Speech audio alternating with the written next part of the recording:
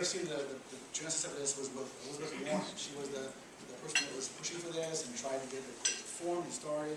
And unfortunately, she was not tapped as the director. Richard Cordroy is the current director.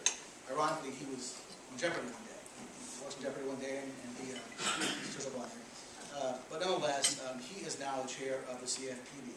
The CFPB comes from Dodd-Frank, and it is a new agency. It is in its infancy.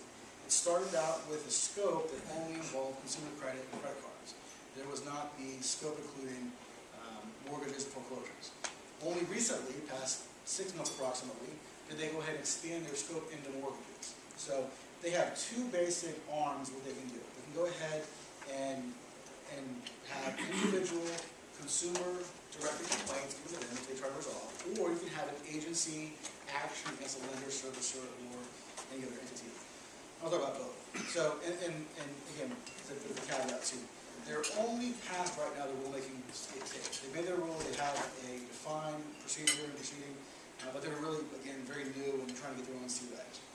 So, as far as administrative action goes, the first big one that hit about 3 months ago was Flagstar Bank. Flagstar Bank's based in Michigan, they service loans in Florida, all throughout. And Flagstar was investigated by the CFPB. The CFPB came out with a penalty against them. It included a couple of things. One is it included a total of $37.5 million in fines. That's a low number only because of the low number of loans they service. They're not a Bank of America, they're not a Wells Fargo, they're not a Chase or a Citi. Therefore, that's significant for them. It's not a token number.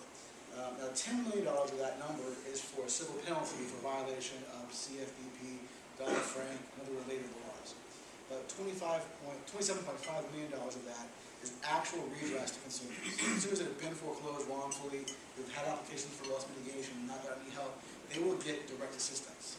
And we're involved in litigation with Flagstar. And I will say right now at this point, they've not heard the bell ring. They are still acting in a way, with the case right now in bankruptcy court, where the terms that have been offered under a loss mitigation modification attempt, application, are worse than the bankruptcy court's perfunctory payments, and are worse than any payment or any terms under the actual mortgage. So it has escalated to a level where someone's payment was $1,300 in the regular mortgage. Now they're saying we'll offer you a mod for $1,900 a month, and every other term was also equally bad. This from the backdrop of being told by the CFPB that you've been hit with this violation. So they haven't reformed in the case that we have with them. I don't know if they have other cases, but now some of the problems that they were doing that led to this. One is that they closed borrower applications due to their own delays. Again, got the packet, putting it on a file cabinet, forgetting about it. 2 months later, come back to it and say, oh, it's all stale. It's all right. You're reading all the documents in time. Second thing they would do is they would deny approving or denying applications. And a lot of times, this is an institutional practice. People will just give up if they don't get an answer within the time frame they think, or they won't go ahead and follow it themselves and try to get help. So you had them not giving decisions when they actually knew the answer in order to frustrate and to preclude a borrower from getting any kind of assistance. The next thing they do is they would miscalculate incomes. Okay, the same problem I heard about before. They would go ahead and look at the numbers and light most favorable to them that would lead to a denial, as opposed to where the numbers did dictate some kind of true assistance. They also would say we're denying for no reason. And that's not allowed under Dodd-Frank 2.0 or even the bar. There had to be some basis as to why someone had denied an application. So they're going ahead and denying those for no reason, for no good reason or no reason at all. The next thing they were doing was, and it's happened in our case as well, they misinformed borrowers about appeal rights. The letter that our clients got in this case said denied. Period. Didn't say you've got appeal rights under CFPB, didn't say you've got secondary consideration rights, didn't say how you got from A to B. And by asking for those documents, they're deferring to the fact they're totally compliant, they're fine. So they were telling borrowers that this is the end of the road, when it really wasn't. And if you had a right to appeal, you didn't know about that, that was ending your effective assistance. And these are the CFPB's words, not mine, but they were putting borrowers in trial period purgatory. And most of these modifications come up with a TPP, Trial Plan Program. And that is where a borrower will make payments for 3 months, for 90 full days. During that period, the idea is to test whether or not there's repayment liability. But they don't do just that. In fact, if you got 3 payments, and you got those 90 days worth of payments, that should prove that they are eligible. Well, they were doing further underwriting. They were doing really what was meant to find ways to deny an application for an obligation. So in these cases, someone would make the 3 payments, and they would never get a decision one way or the other. They wouldn't get a decision yes, you qualified or no, you haven't. Or they would say, we need more trial payments. So we need to pay 4, 5, 6, 7 months worth of payments. Now, a lot of these payments don't go to reduce principal or interest. They're just gratuitous. They just show the bank that you can make that payment, and they're not applying it against the loan, against the principal or the interest. They're making it purely as an inducement payment to work with them. So you have this whole list of problems, and you have the CFPP really being very candid about the problems internally and saying, look, this is a functional failure. So they haven't sanctioned. There's not been any redress that's been provided yet that we know of. There's almost $30 million allocated, but nothing yet to our clients or who we know so far. The next basis would be a borrower submitted or public submitted a CFPP complaint. And it's done through either an online portal, which is, this is not too bad, you can fill it out in probably about 20 or 30 minutes, or you can do it by mail. We don't have any other way, that's one of 2 ways. It's very consumer friendly, and you can go online, you create an account, you put your name and information in there, and then you have the option of clicking for a complaint, submitting a complaint. The initial complaint is something that's done purely by computer. You pick what lender, what servicer, what bank, and you elaborate on what they've done wrong and the reasons why you want to help. And you can submit documents with it, you can submit pleadings, you can submit whatever you want to. At that point, the CFPP will get that and make sure that all the things that are required to be done were done. They'll give you an acknowledgement. That's your complaint, yes. At that point, there is just like a lawsuit, an answer period for the bank or servicer or lender. So they get to go ahead and respond to the complaint. And what I see is that you get, it's ironic, is you get law firms that are not involved in the underlying litigation that are being secured to send 1-letter responses. And I liken this to everybody that's insurance work, but civil remedy notices. Those are like, administrative letter complaints that are filed with the state, and there's a letter responding to it. So it's very much like that. You have the bank sends a letterhead response in indicating they deny the allegations, or we found these were not well founded. And then you have a response period for the borrower. The borrower can accept or reject the bank's response. And oftentimes the bank is not actually responding to the allegations. They're going ahead and giving a canned response that they were entitled to enforce that mortgage and were complying with all laws, and it's very vague and very nondescript. So then the borrower accepts or rejects that. The borrower rejects that, then you have further CFPP adjudication. They'll say, well, we looked at both sides, and we either said a violation or not a violation. It's a bit discouraging because we filed about 100 plus of them so far, and the one thing we see as a theme is that if a case is in litigation, if it's pending litigation, even if it's not addressing the issues that you're raising in your complaint, the CFPB says hands off. Okay, we're going to let the courts determine that, sorry, we won't step in. So you have scenarios where there's a foreclosure action, and that foreclosure action is not dealing, as far as the court goes, with any of the CFPP, the Dodd-Frank issues, such as, incorrect information being used, or not delaying responses. The court's not going to address that. So even though the scope of the litigation may narrow only to default in the mortgage and foreclosure, and your complaint has to do with more things, they're not taking notice of that and resolving that. They're still saying litigation is going to go ahead and leave us out. There is another level that can help with them, and it's called the ombudsman. That's not a word. But they have a third-party internal function of someone who will then intercede and advocate for you if you believe that you're not getting the help you're required to get under the CFPP guidelines. The final thing they have also is they've got an amicus program. And they don't really publicize this, but if you want them to step into your civil case, typically an appellate case for cases, and file an amicus brief as to why their guidance or why their assistance is helpful, you can do that. You can request with them that they file an amicus brief in your litigation as a CFPP, providing what they think is helpful information for the court to consider. That is a very narrow program. I don't know in many cases what's been involved, but it does exist. They have filed briefs and So now on to the issue of the new Fannie and Freddie underwriting guidelines. These things are really new, off the press. So they came out with December 1, 2014 press release, and they said, here's what we're going to do to encourage sales of homes and encourage the market to rebound. First thing they've included would be a new low down payment for loan products. Now, if you recall, after the big problem with the foreclosure rush happened, every bank was on lockdown. A lot of banks saying we're not going to offer mortgage loans. So there was a lockdown of offering loan products. So now Fannie and Freddie are saying, we're going to go ahead and make home buying more affordable and easier for folks. So they've done that. And they've receded from their past lockdown, as I call it. Now they're offering between 3 and 5% down payment products. Now, again, post foreclosure boom, rush, they had required a significant amount down, minimum of 10% down to go ahead and buy a house, oftentimes way more than that, but they are now allowing a lower down payment to proceed with the property. And the other thing Is that a good thing? well, if we're out of it, yes. I don't think we're out of the whole problem yet, but yeah, it's going to encourage also some irresponsible lending as well. If people do have the income to support it, it'll help things. But I agree with you. It's a dual-edged sword.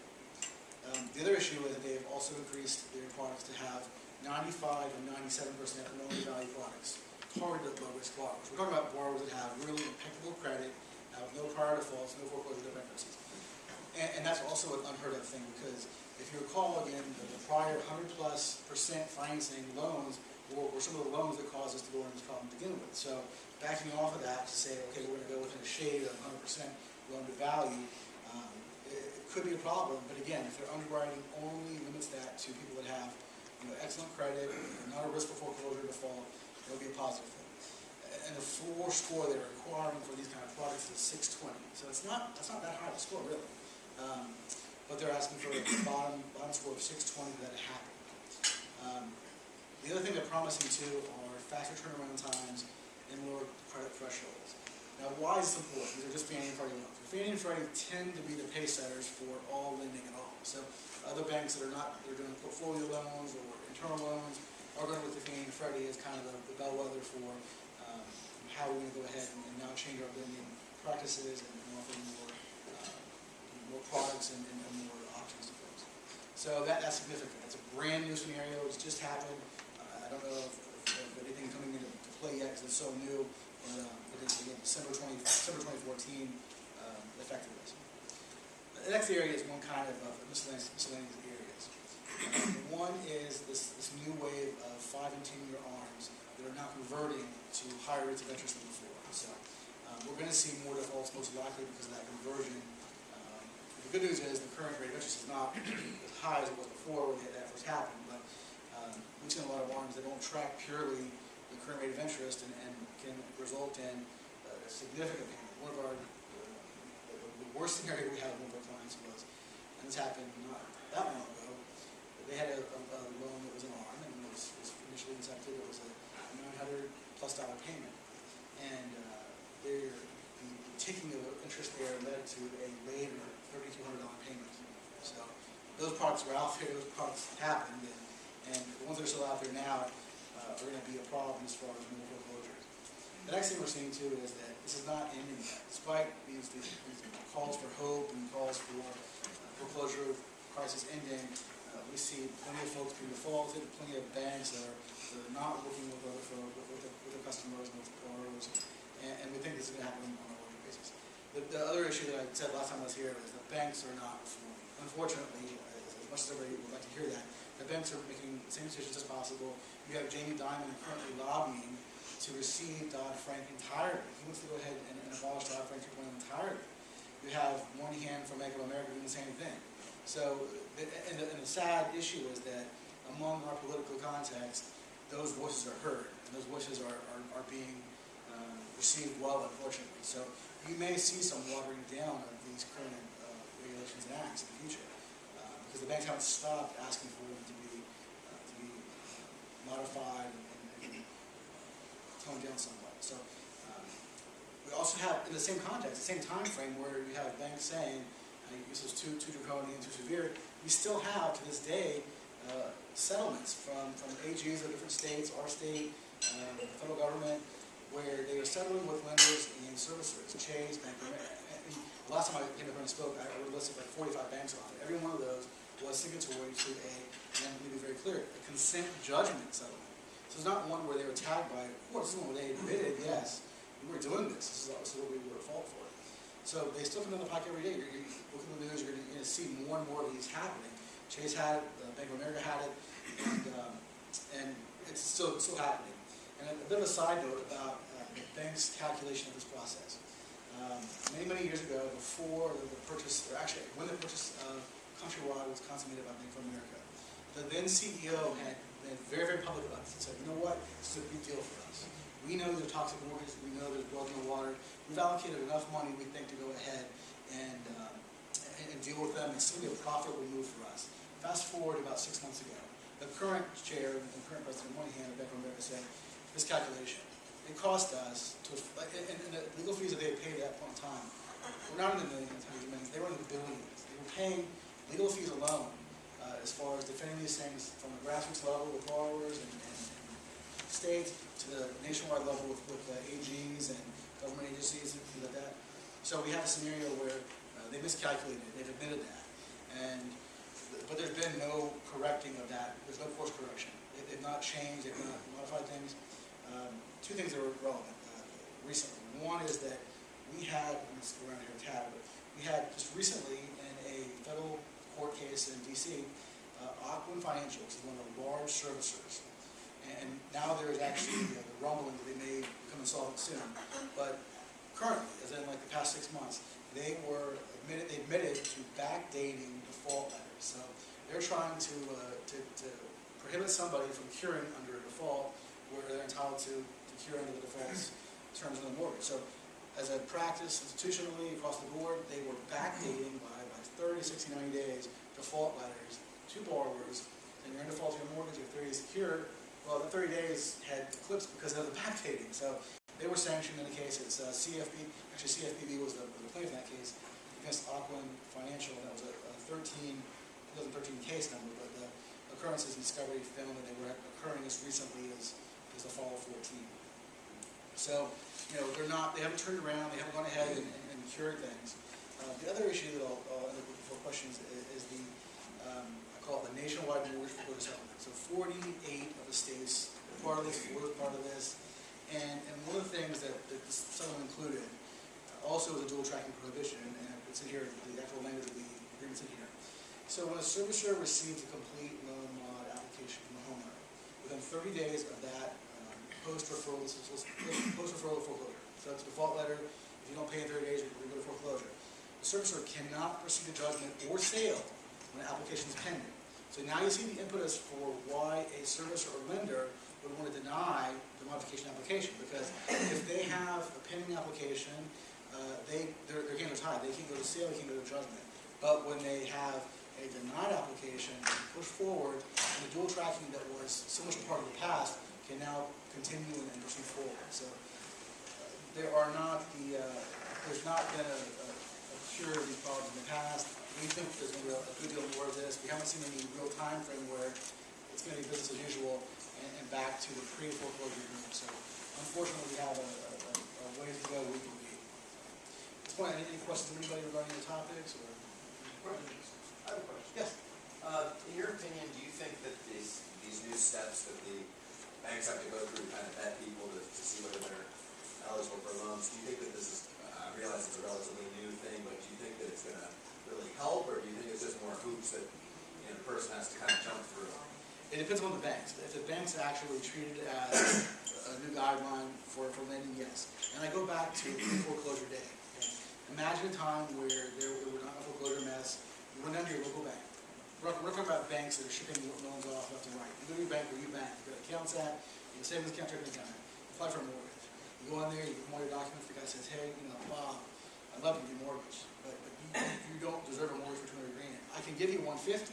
You deserve $150, but I can give you $200,000. I'm sorry. If we go back to those days, we're going to be fine. If banks actually didn't endorse that kind of underwriting, that kind of conduct, we'd be fine. But there is the motivation for banks not to do that. They'd rather go ahead and lend more because it's in self-interest. So time will tell, I think. I mean, why would any bank even be in the home loan business in the face of this. I mean, Sure, well, and banks have pulled out, so they said, we don't want to do this, it's not. But one important question I do have is, because it relates to my practice, is I've got clients who make loans. What's the definition of a lender that comes under Dodd-Frank? That's a real problem. Sure. There is a There's lot no of. way of small guys gonna. No, if you're a small bank, you're not under this. In fact, if you're a small savings and loans, small community bank, or a regional or state lender, you're not under that. Why? I don't recall the exact Are you number. familiar with the FAR Dodd-Frank addendum? Yes, Created? yes. I mean, when you read that, it seems like it encompasses a whole lot of it. I mean, it would encompass those kind of banks. Looking at the CFPB rules, Dodd-Frank 2.0, there's a benchmark time frame. If you have so many loans, and I forget the exact number now, but if you service within a that. 12-month period is under the addendum. I think it's 2. Anybody under the addendum? If you make more than 2 loans in a year, you fall under the Dodd-Frank. That would be a scenario where the farmer is imposing gratuitous obligations upon them. The number that you have to service under the CFPB 2.0 issues is somewhere in the range of, I think it's 200,000. If you service more than 200,000 loans nationally, you're in. You're under. Well, that's the CFPB, but I'm just talking about Dodd-Frank, compliance with See, Dodd-Frank. and that's what, right, that's what I'm talking about. The Dodd-Frank applies only to those banks that have so many loans. Definitely Dodd-Frank applies to banks that have more than 2 loans in a 12-month time frame. So maybe the FAR addendum just goes beyond that, or Florida wants to provide more protections, I don't know. Well, is it limited to banks? I mean, I don't read it that way. No, bank servicers, yeah. Well, what about private lenders, though? No, it's not. I don't believe It is. It It does. I'm asking you, we're applying private equity. I think it does. I mean, that's. we say private lenders, you mean like an individual person? Yeah, they're just rehabbing I've houses and I've selling not seen that homes. in the case, I mean, I Yeah. don't know. Yeah. Dodd-Frank will apply to anyone making residential mortgage loan with, as you said, some threshold exemptions. And there are different exemptions for different parts of Dodd-Frank. So Correct. the Truth in Lending Act, the exemption is in a mortgage, 5 transactions a year, this year or last year, unless they're high interest loans, and then it could be 2. And what's the definition of high? There's And I a guess certain that's the problem from there's this. a percentage over a base, but it can be as low as 9%, because the base is 3%, and you got a 9.5 to 10% mortgage loan, you could be a higher rate loan, which gets I'm you going into at 10% right now. I just wanted to, Yeah. not just You're absolutely right. financial institutions. And I guess my question is, as a We're practitioner, just out here practicing in St. Pete, for me to make sure my client, complies with his acts about if possible. Yeah. I'll tell you this, the CFPB press release that announced these new laws was 748 pages. Okay, so there are, the standard I'm talking about, where the number of thousands, really have more to do with the loss mitigation underwriting issues, like, aging documents and error resolution and rationale for why you're denied. But you're absolutely right, there are provisions that would include. But when it comes to suing somebody for not giving you a right of appeal under a loan modification application, those are the higher numbers. You have a higher number. But no, and I agree, it is significant. That's one of the things that came out of the lender servicer side. Kind of fear was that the rulemaking is new, and there's been no enforcement to date because it's so new that they were under quite a concern for 1 year between passing it and enforcement in 2014 was not enough. There's a great deal of concern on that side for enforcement. Any other questions? No? All right. Thank you very much. If you haven't put your business card in this basket yet, we always do a raffle.